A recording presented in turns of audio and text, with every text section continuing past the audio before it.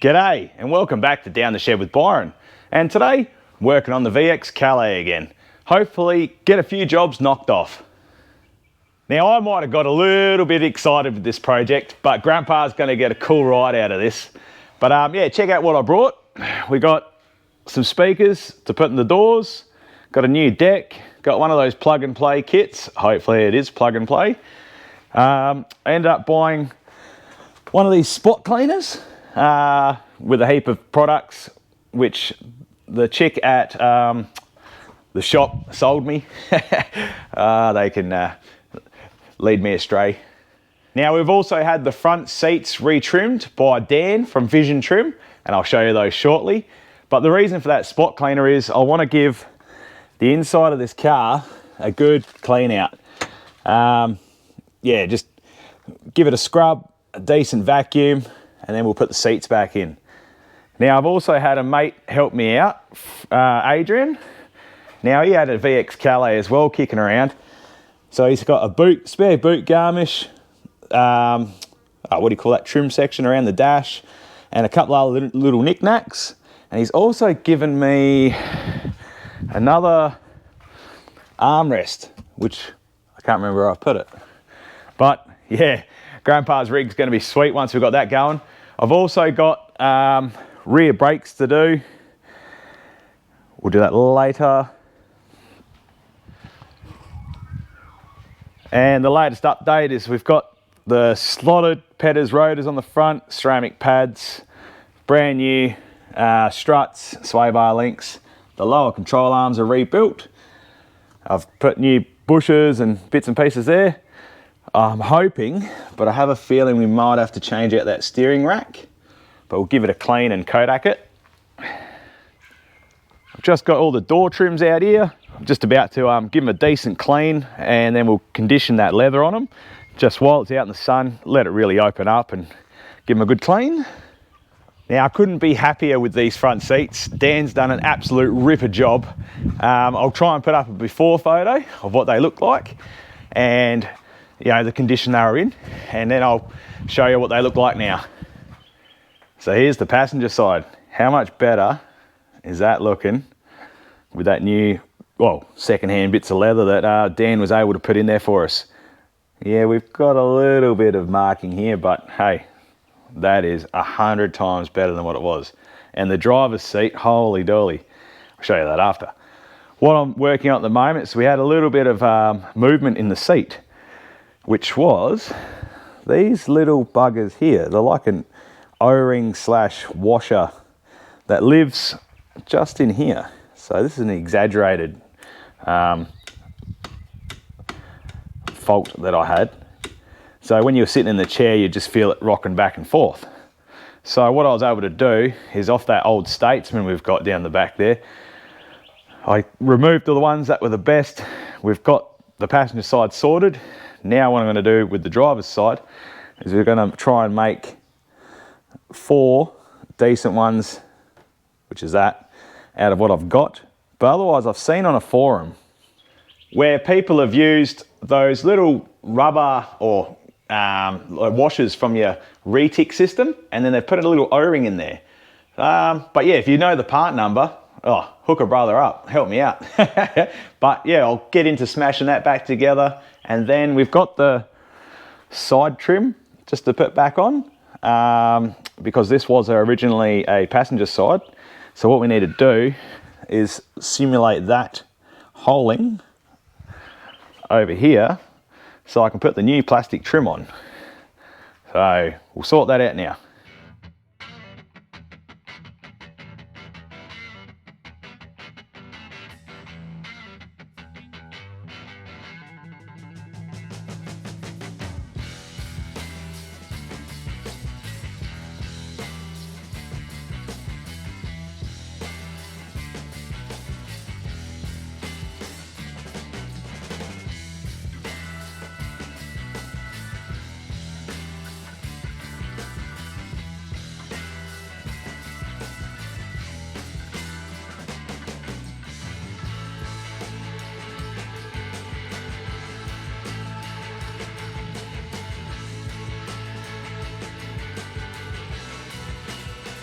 Well, that was a little bit of a mission. Now, the back on this, just on that left-hand side, is broken.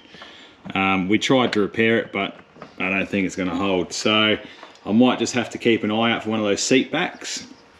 I'll replace those little plastic clips that always break in the back of them. That's done.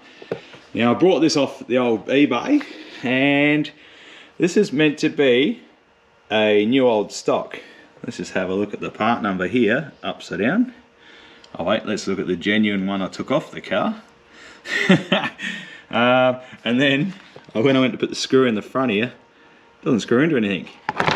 That's because I reckon this is a reproduction, and they're advertising them as new old stock. Anyway, we'll get that on, get the seats down to the car, and then we'll continue. So I'm thinking I give the door trims a bit of a scrub and then a condition, and while they're just sitting there soaking it in, we'll give the floor a vacuum out and then try and work out how to use this spot cleaner, because I've never used one before. All the YouTubing I've done, it shouldn't be too hard. So we'll give them a clean and get into the car. Now Dan the legend, he lent me his wax and grease remover and was saying that's great for giving these leather door cards and seats a good initial clean, and then putting the conditioner on after. So that's what I'll chip away at.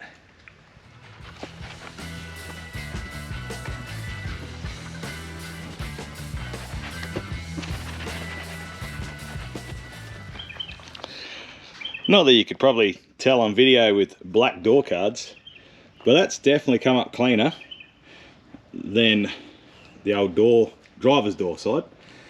Yeah, I'll continue and see how they turn out.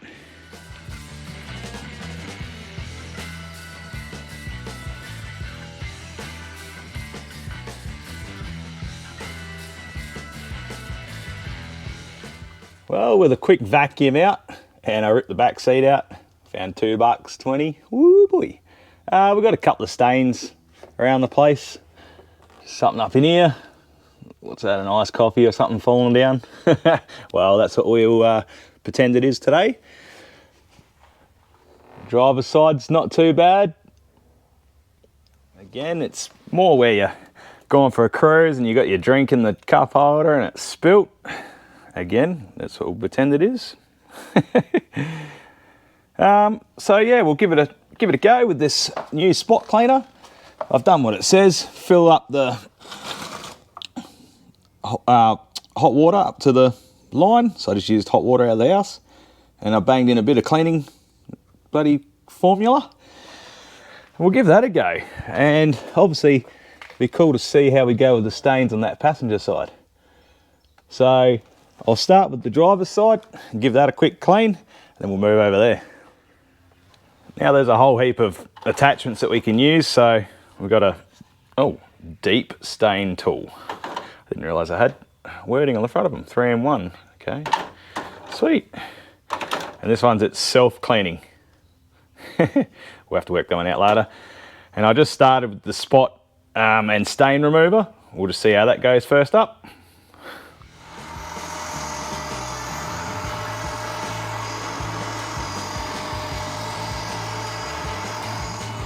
Now that thing's noisy as. So what I've done, I've just sprayed it with a bit of the formula. We'll let it soak in, and I'll just, what do they call it? Irrigate it? No. We'll stir it up, and hopefully we can pull some of it out.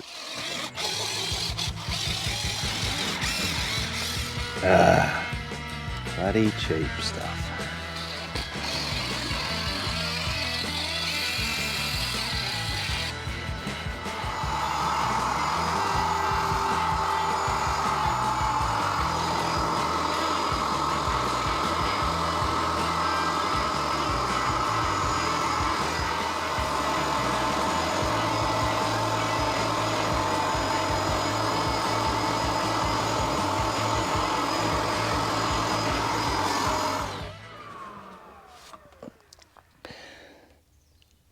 Well, now this is my first time using it, so if I've stuffed up, let us know. But maybe I should have let that cleaning product bite in a little bit first, but just for initial cleanup, let's have a look at the dirty water.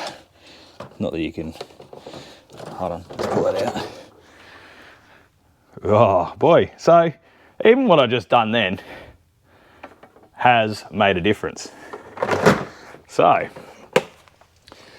just have a quick general look. I reckon with another couple of formulas over that. So what we might do, what do you reckon? We spray it with that cleaning formula, then let that settle in, and then I'll go over the other side, do the same again, just a general clean, and then we'll put the product on that side just to make sure that's clean. Then we'll come back to the driver's side and repeat that same process and see how it comes up. Wow, what a difference that's made already. Yeah, we've got a little bit of a stain there, but let's have a look on the driver's side. Even that's come up mint. You should see the wastewater. I'll show you that now. Here we go. Have a look. Oh, yummy. That's only on the first initial pass. So while we've got it, might as well just give it a good clean. I'll run over it a few times and then we'll put the seats back in and continue. And guess who just got out of bed? Say good morning, or is it good afternoon? Bloody teens. Well, while I had the big fella down here, I was like, well, you can help clean. So he's been working away on this side, which has come up really well. Unfortunately, we just got a bit of carpet damage here with a chewy or something. So we'll work on that later, but that's a spot we can get to. What else is there? Little tip, if you're trying to drain the waste out, which I learnt. Let's see if we get that out. All right, now, if you look on the side, it's got like a padlock. And if you go all the way over, oh, it unlocks the lid. So that was something I learnt just before because I was trying to empty it out. I was just tipping it out like that. Doodle head. And then while the big fella was doing that, I've put the speaker in the door, the Pioneer speaker, put the door card back on. I'll show you what I did with that after, but it was just too noisy to try and video. Now, the big fella gives a thumbs up. He's going to focus on this side with that scrubber, bring that up mint for us, and then we'll continue on to the speakers.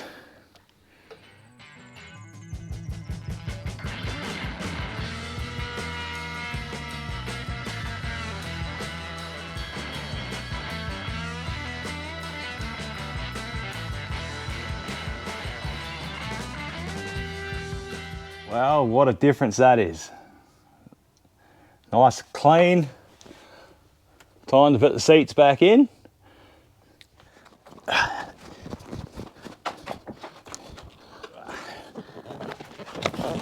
All right, try and get that in gently. All righty then. I know.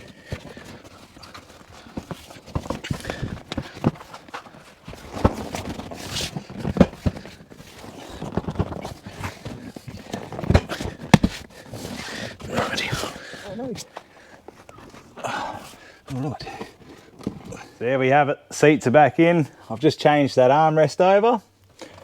Now I'll have to show you this during the daylight. But yeah, they are looking hell better. Even the back seat is just after a little clean's looking good. So I got some little plastic covers to put back on. Now I'll move on to this back speaker, we'll replace that. And there, well, sitting on the ground. This is the speaker we're upgrading to, just a Pioneer, ripping the standard one out, which is pretty straightforward. There's 3 screws there, we'll pull them out.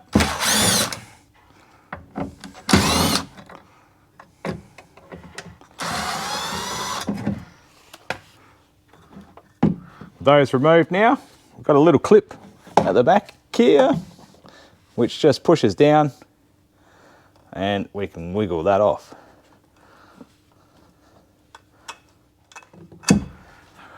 Right, once we have that off, I'll just double check what's positive again, which is that flat one there, which lined up with the brown wire. And what I like to do here, so you guys just remember the positive is the brown, is we'll chop that roughly there, and the negative I'll chop back just a little bit. Now there's several ways you can wire up your own speakers. What I'm going to do is I'm going to solder that little bit of wiring harness on, so that plugs straight into the back of the speaker, and then that way they plug straight on. A lot of people just strip those, solder them to the speaker, or use those old crimps and crimp them, but I just brought this new flash tool from Tool Pro, the electric soldering iron, and it worked mint on that other side, so I'll use that and we'll bang that speaker in. All right, that's one wire done. Now what I'll try and show you is, and I might do a little video later on how I do my wiring. So yeah, just stripping the wire back, give it a quick little twist, same with the other one. Now I'll go to my editing now, zoom in from here to here. With those two wires, I sort of like cross them over like swords. You probably can't see that, but then I twist them together, just wrap them around each other. Now the ideal way to do this is if you've got some heat shrink, so you can actually have that up here, pull it down and heat shrink it on. But today we don't have that, so I use a little bit of electrical tape. Now with the soldering iron, just put a bit of heat into that copper wire, apply the solder, make sure you can see it go into that wiring. Happy with that. Now the idea of what I was doing before, where I cut it in different spots, is that way when you tape it up there, wrap them together, even if that happens to rub through and something goes wrong, they won't earth out on each other. Now with the taping, what I do is I just get that started on the wire, and you let the roll of electrical tape just take the weight and pull itself, so yeah, it's actually unwrapping as you're putting it on.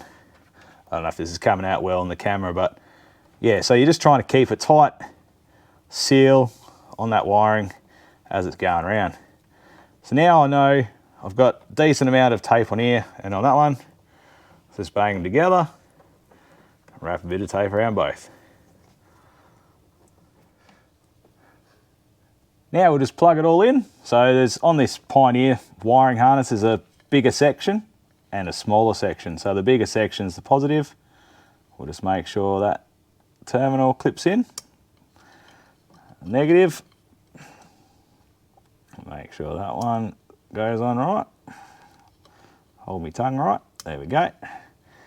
Now we'll just tuck that wiring up back into the door. There's a little clip here for it to hang into, so we don't want that to get caught on anything. Now you can reposition the screws or make your own, send a couple in, and that's all I'm going to do right now. So because the original ones line up with the pod, actually I might just throw that in. No, I won't. We'll just bang it in like that. See if I can do this without my helper.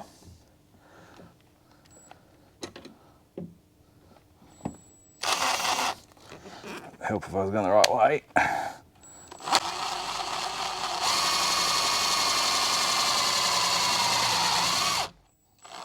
Alright.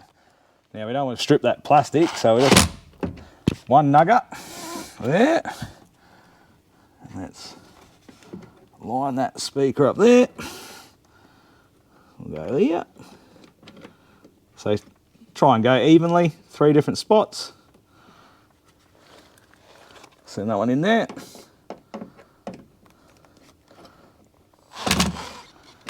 Okay. Where's that one going to line up with now? Oh, you muppet. What did I do that for? Well, I'll sort this out. And with the power of YouTube, ta-da! Ready? Disappear. So we'll just put that door card back on now. And no one will ever know that that speaker, well, they will know. It's held in with 3 screws. So we'll get this door card back on now. Once I, again, hold my tongue right. And then we'll, oh, that's probably why, there we go. Get that back in. It must be caught up on the top here. When I'm videoing, it's playing up, of course. All right, let's try.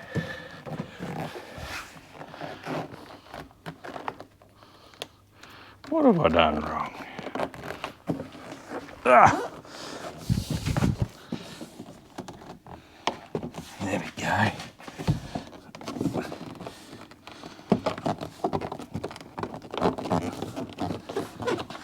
Now I reckon we're cooking with gas. Right. Woo! That's how you put the door card on. Right, now I'll just bang a few screws into that, put the handles and clips back on. Give it another nice wipe, make sure it's all hunky-dory. And I'll move on to those front speakers now. That brown there is the positive. We'll just cut that one, then we know that one. Oh, you got that recording. G'day, guys. So yeah, I'm onto the front door. Now I put front speakers in my other Commodore I've got, a 2-door one, and I can't remember how I done it, but just looking at the wiring harness back here, which is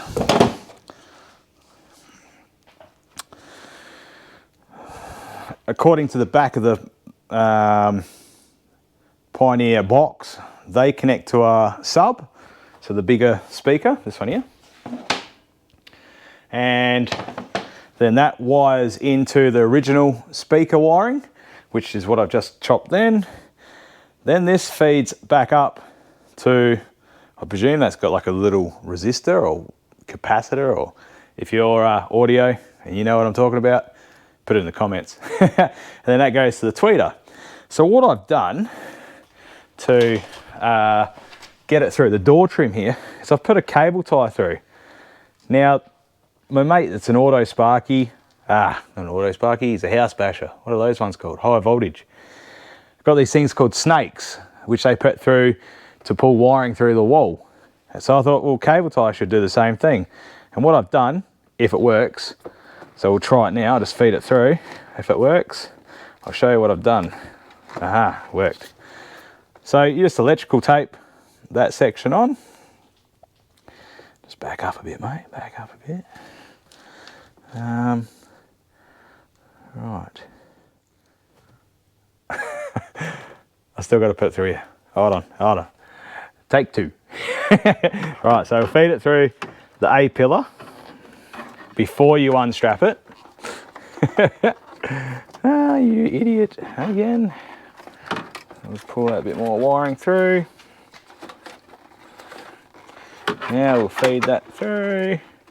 Now let's show the people at home what Byron was talking about. Right, now let's try. Unwrap that.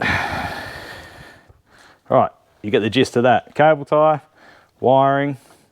So now what we can do is we can see if we can get the camera in here, mate. So what we've done there. Yep. Now what we can do is we can feed that up, and it goes up to the tweeter. Once we replace it, remount it, that'll be job done, hopefully, for the front. Well guys, we ended up finishing off that speaker on the passenger side. Then we had a mate pop over last night, DJ from Automotive Carnage. And with a couple of more bottles of confidence, I ended up getting the driver's door done. So we got that all sorted out as well.